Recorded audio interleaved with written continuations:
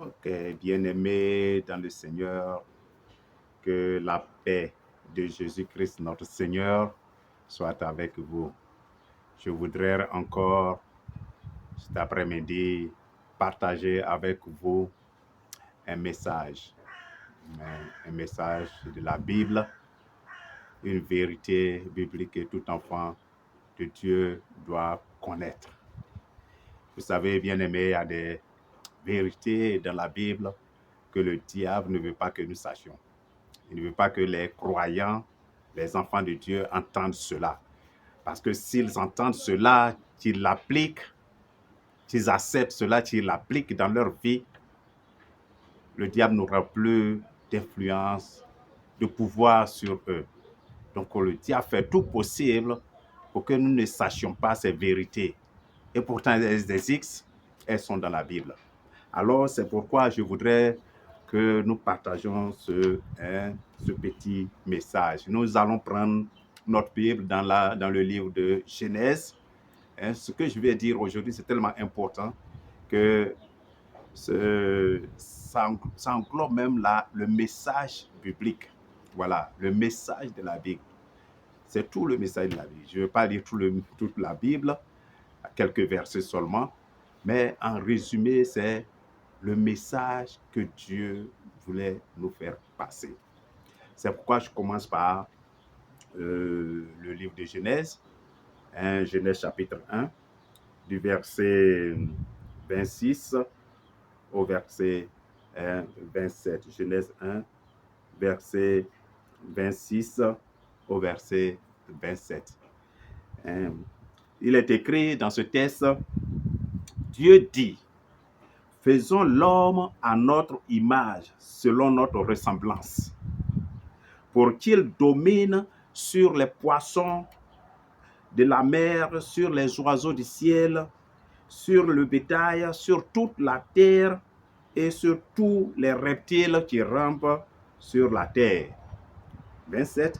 Dieu créa l'homme à son image, il le créa à l'image de Dieu, homme et femme, il les créa. Voici un verset assez populaire que tout le monde connaît. Nous connaissons, tout chrétien qui lit un peu sa Bible connaît ce verset-là. Dieu créa l'homme à son image. Qu'est-ce que cela veut dire pour nous, bien-aimés? Dans ce verset, il dit qu'il faut qu'il règne sur tout. Bien-aimé, tu es né pour régner. Nous sommes nés pour régner. Mais est-ce qu'en réalité, nous régnons? Donc, pourquoi nous ne régnons pas? Il y a des vérités bibliques établies dans la Bible que nous devons connaître. Et lorsque nous connaîtrons cela, nous allons vivre en fonction de cela. Il y aura la possibilité de régner qui nous sera donnée. Donc, qu'est-ce que cela veut dire? Dieu créa l'homme à son image. Alléluia. Ici, il est question, vous voyez bien aimé, de l'identité de Dieu. De l'identité de Dieu. Donc, quelle est l'identité de Dieu? Dieu nous a créés comme lui-même, son identité. Quelle est l'identité de Dieu? Si nous trouvons cela, nous trouvons notre véritable identité, ce qui nous permettra de pouvoir régner. Donc, lisons Jean 4, verset 24. Jean 4, verset 24. Jean 4, verset 24 dans les évangiles, c'est un verset aussi que nous connaissons bien. Nous connaissons bien. Jean 4, verset 24 dit, Dieu est esprit et il faut que ceux qui l'adorent en esprit et en vérité. Dieu est esprit.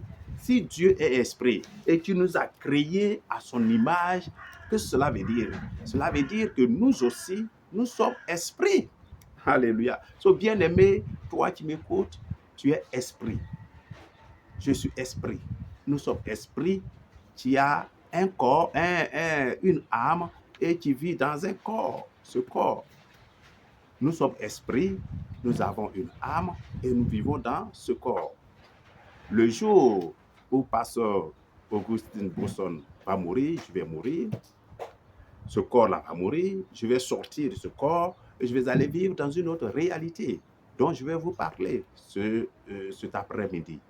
Donc, première chose que nous devons savoir de notre identité en tant qu'être créé à l'image de Dieu, c'est que nous sommes esprits comme Dieu lui-même est esprit. Et nous avons une âme et nous vivons dans cette carapace qu'on appelle corps. Alléluia. Donc, c'est cela. Donc, c'est tellement important de savoir cela. Parce que le fait de continuer d'ignorer certaines vérités, nous allons éventuellement perdre ou ne pas avoir ce que nous possédons. Hein? Donc, il est question de savoir ici ce que tu es, ce que nous sommes, et de pouvoir obtenir ce que tu as, ce qui t'appartient. Donc voilà, donc la première identité, nous sommes esprit. Premier point. Deuxième point, je voudrais qu'on lise un psaume 103, verset 19. Le psaume 103, verset 19. Psaume 103, verset 19 dit, « L'Éternel a établi son trône dans les cieux et son règne domine sur toutes choses. » L'Éternel a établi son trône dans les cieux et son règne domine sur toutes choses. Alléluia. Donc, il s'agit de dominion, de domination, de règne. Donc, de la même façon que l'Éternel a établi son trône dans les cieux et il domine sur toutes choses, il a établi l'homme sur la terre.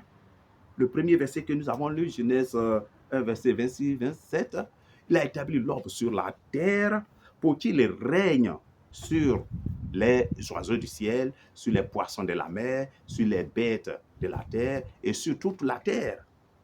Donc, vous voyez là, le parallèle, Dieu qui est esprit, qui règne dans les cieux, établit son trône et qui crée l'homme ici sur la terre pour qu'il règne sur cette terre-là aussi. Il le crée à son image, qui règne sur cette terre-là aussi. Donc, bien aimé, c'est cela. Mais vous pouvez dire, mais pasteur, comment est-ce que cela peut être possible? Comment est-ce qu'on peut régner sur la terre avec tout ce que nous connaissons, avec tout ce que nous voyons, comme d'autres éléments, d'autres êtres créés par Dieu, qui sont peut-être plus forts que nous?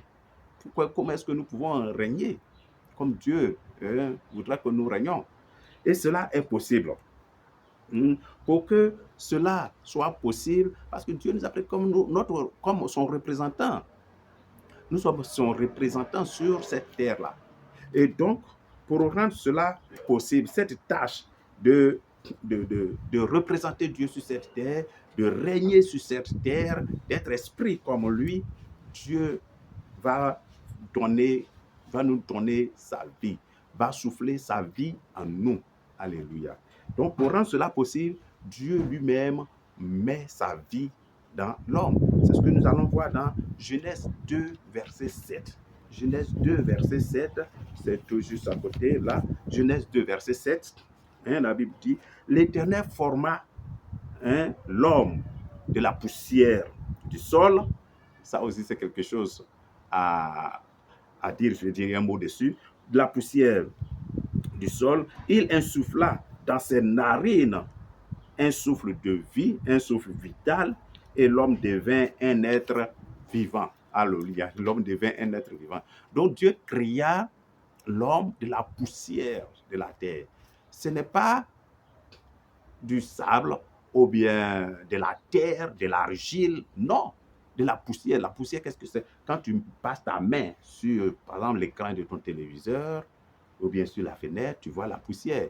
Quand tu danses fort actuellement sur la terre, tu vois la poussière. C'est cette poussière-là que Dieu a pris pour former l'homme. Est-ce que ce corps que nous avons, c'est cette poussière-là que Dieu a pris pour le former? Alléluia. Amen. Tout cela sont vraiment des mystères de la Bible.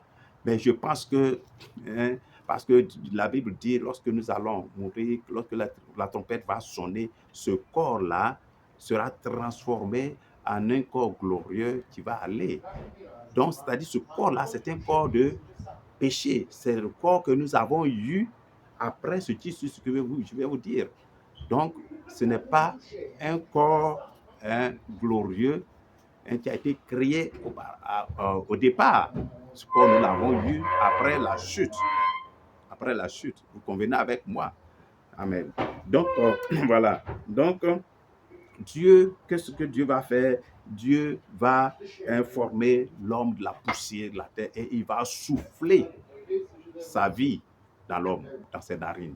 Il va souffler sa vie dans l'homme pour qu'il devienne une âme vivante. Pour que l'homme devienne une âme vivante. Alléluia. Donc, à partir de ce moment-là, Dieu lui donne la possibilité de régner sur tout. Comme lui-même Dieu, il règne dans le ciel. Et à ce moment-là, il n'y avait pas, il n'y a pas de maladie, il n'y a pas de souffrance, il n'y a pas de manque, il n'y a pas de mort, il n'y a pas même de barrage à l'accès au ciel. L'accès du jardin d'Éden, de la terre au ciel, était free, comme on pouvait le dire, était libre. Vous vous souvenez quand Adam a péché, la Bible dit, Adam et Ève entendaient le bruit des pas de Dieu dans le jardin et ils se cachaient. C'est-à-dire l'accès même du ciel était libre. Et donc pas de souffrance, pas de manque, pas de maladie, pas de mort. C'est la réalité dans laquelle Dieu a créé l'homme. C'est dans cette réalité-là que nous sommes créés. Mais quelque chose va se passer, un mais va venir. Donc, à partir du moment où Adam et Ève vont pécher, à partir du moment où le péché va arriver, cette réalité va changer. Cette réalité dans laquelle Dieu nous a créés va changer. C'est pourquoi nous allons voir maintenant que le péché, la souffrance, le manque, la mort, les maladies, tout cela vont régner maintenant sur l'humanité. Tout cela va régner maintenant sur l'humanité. L'homme va perdre son identité en tant qu'image de Dieu. L'homme va perdre son identité en tant qu'image de Dieu. Et ça, c'est l'œuvre du premier Adam. Ça, c'est l'œuvre du premier Adam. La réalité a changé. Donc, la question ici, et pourquoi est-ce que je fais ce message, est-ce que notre identité peut être retrouvée? Pouvons-nous retrouver notre identité de règne, notre identité d'image de Dieu, notre identité d'enfant de Dieu? Est-ce que nous pouvons retrouver cette identité encore? La réponse est oui, bien-aimé. Oui, nous pouvons retrouver cette identité. Et c'est pourquoi nous allons lire 1 Corinthiens 15, verset 45-47. 1 Corinthiens 15. 1 Corinthiens 15, nous allons lire cela rapidement. Je vais trouver ça. Je vais trouver ça rapidement. 1 Corinthiens 15, verset 47, verset 45-47. C'est ce que j'ai dit. OK.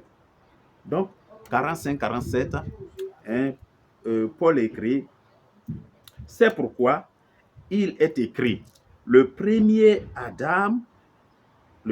homme, Adam, devint un être vivant.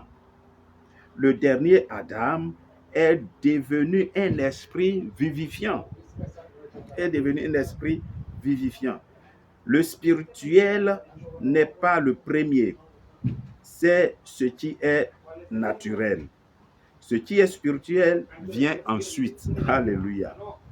Le premier homme tiré de la terre est terrestre. Le deuxième homme vient du ciel. Donc, ce que Adam a détruit, cette première réalité que Dieu nous a donnée, que Adam a détruit, cette parole de 1 Corinthiens nous dit que le deuxième Adam, Jésus-Christ, lui, c'est l'esprit vivifiant. Lui, il n'a pas été fait, il n'a pas été fait une âme vivante à partir de quelque chose. Lui-même, il a la vie en lui. Lui-même, il a la vie en lui. Et il est venu sur cette terre pour restaurer notre identité perdue, le pouvoir que nous avons perdu, notre mandat de domination que Dieu nous a donné de dominer sur toute la terre, d'être son représentant là, que nous avons perdu et qui a fait que la réalité d'avant a changé. Et bien aimé, nous autres, nous sommes nés dans cette réalité où nous pensons que la souffrance est normale, on souffre, oui, la vie est chère, la vie est dure, donc si on souffre, c'est tout à fait normal. Oui, chaque jour, je dois prendre les comprimés pour soutenir mon existence, oui, c'est normal. Oui, si je suis malade, c'est normal. Si je suis stérile, c'est normal. Oui, si je suis pauvre, c'est normal. Oui, parce que les situations, ce n'est pas normal. Ce n'est pas normal. C'est un état qui a été créé et qui est susceptible d'être changé. Et c'est pour ça que Jésus-Christ est venu sur cette terre. Et des personnes, bien aimées, des personnes comme toi et moi, ont su cette réalité, cette vérité-là. Et ils sont rentrés dans cette vérité-là. Et qui font de grandes choses, la souffrance, le manque, ils n'ont pas ça. Pour eux, tout est possible. Ils ne doutent pas. C'est possible. Nous avons dans le monde chrétien, évangélique, nous connaissons des personnes qui ont su très vite cette réalité-là, qui l'ont embrassée et ils ont fait des choses extraordinaires, comme si la réalité céleste est là sur cette terre-là. Parce qu'en définitive, c'est de ça qu'il s'agit. Est-ce que nous pouvons retrouver notre identité et vivre une réalité autre que celle que nous vivons quotidiennement? Oui, on peut vivre cette réalité-là. Cette réalité où le cancer n'est plus incurable, le diabète n'est plus incurable, où le sida n'est plus incurable, la tension artérielle n'est plus incurable, tout est curable. Tu vas tuer, forcé. Alléluia. Tout est curable. Mais comment connaître cela? Comment entrer dans cette connaissance, accepter-la et vivre selon cela, par la foi? Alléluia. Et donc, c'est pour ça que, bien aimé, Jésus-Christ est venu. Je peux vous donner des noms de pasteurs, des hommes de Dieu, des hommes simples qui ont su cette réalité-là, qui ont vécu puissamment avec toute l'autorité, la puissance que Dieu nous donne pour changer les choses. Catherine Kuhlman, Alan Robert, Oral Robert, Smith Wigglesworth, John G. Lake, Dr. Sumeron, today Dr. Bishop David Oyedepo, Chris Oyachilome, Duncan William, T.B. Joshua, and so on, beaucoup plus. Et aujourd'hui, ces réalités-là, nous pouvons, dans notre vie, la connaître. Donc, la voie a été donnée. Dieu a créé cette voie-là par notre Seigneur Jésus-Christ. Excusez que je boive un peu.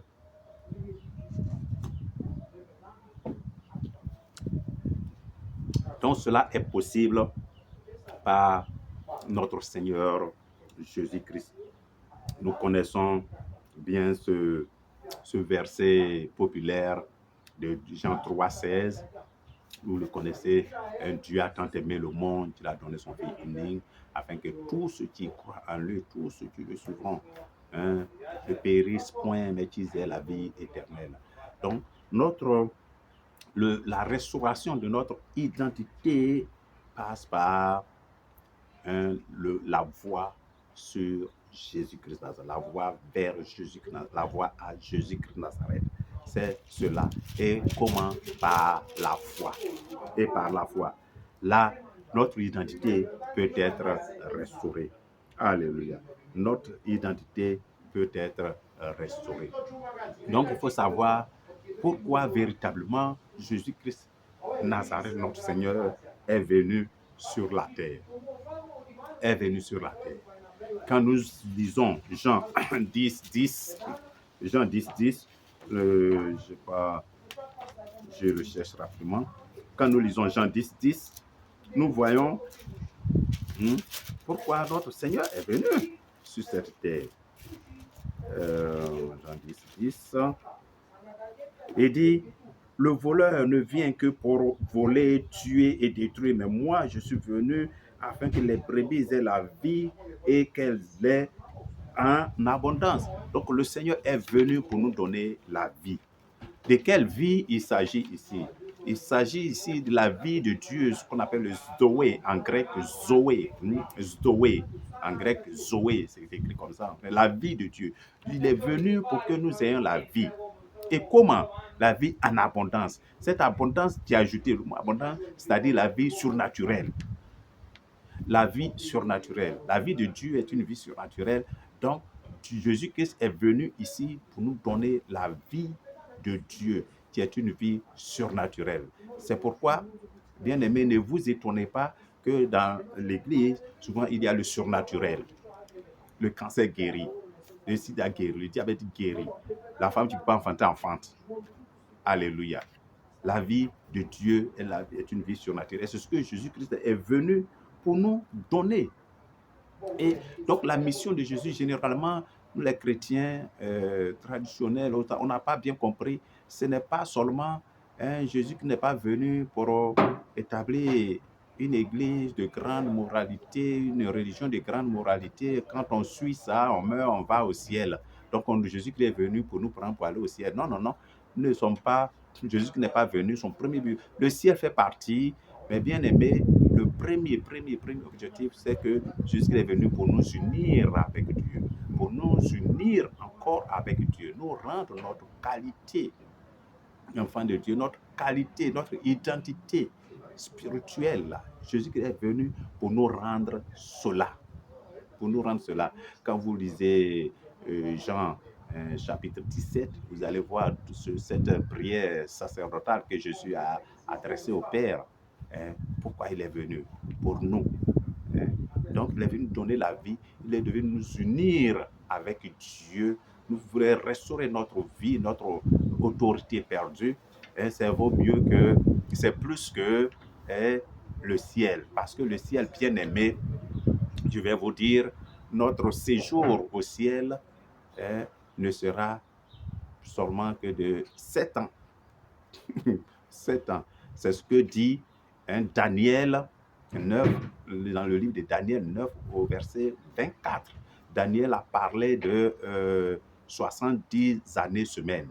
Les 70 années-semaines-là, ça fait à peu près 490 années.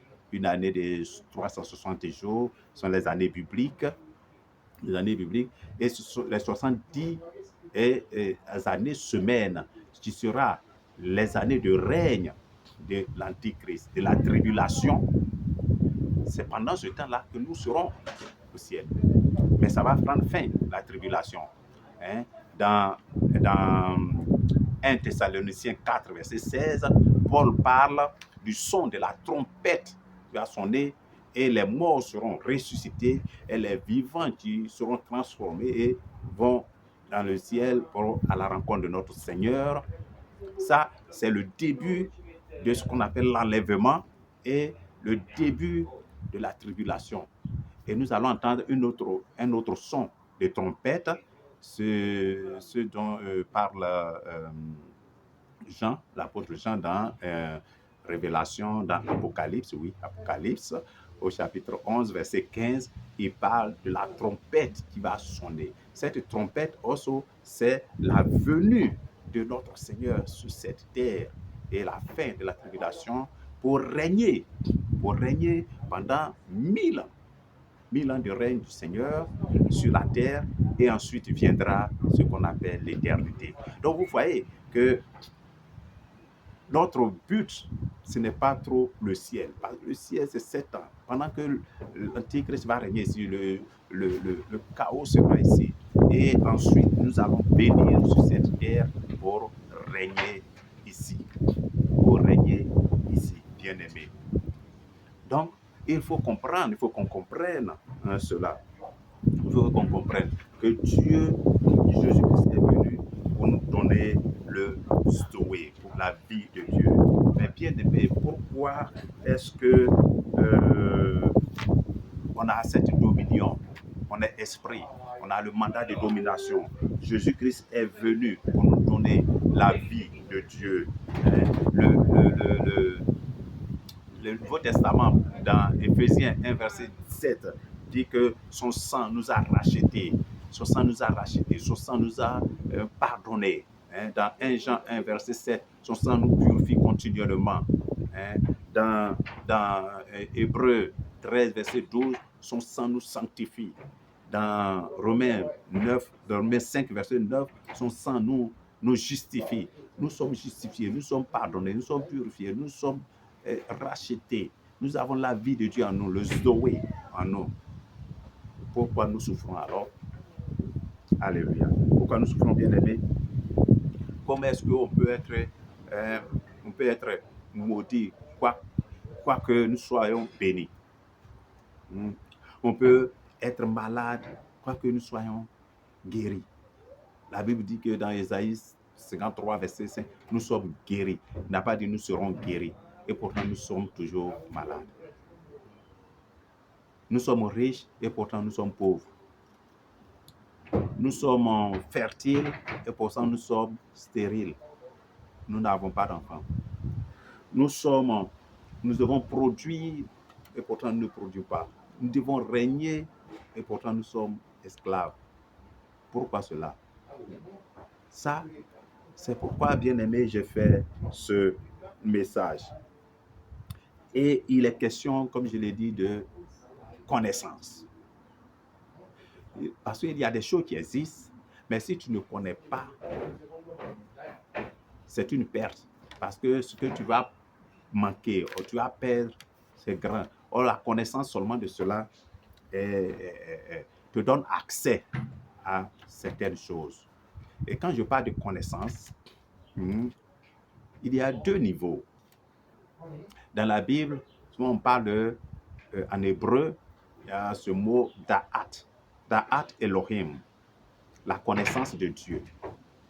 Da'at Elohim, connaissance de Dieu. Cette connaissance, c'est recevoir des informations. Notre esprit mental, notre mental reçoit des informations. Et ça, cette connaissance, c'est recevoir des informations. Ça, c'est le premier niveau.